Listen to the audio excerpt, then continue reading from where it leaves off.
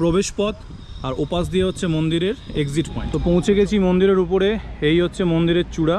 যারা গাড়ি নিয়ে আসবে উপরে এসে বুঝতে পারলাম যে গাড়ি আনতে পারেন, এরকমভাবে টার্ন নিয়ে গাড়ি এই রাস্তা দিয়ে মিশে যাচ্ছে শহরের মধ্যে। চলো মন্দির দর্শন হয়ে যায়।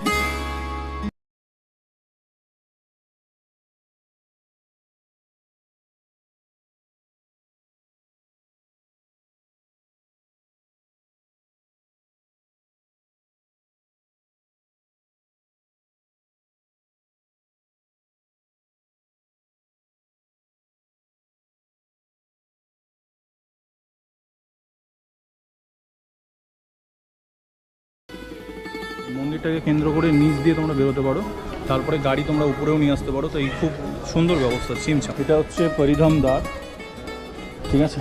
এখান থেকে পুরো শহরটা দেখা যাবে। ওই হচ্ছে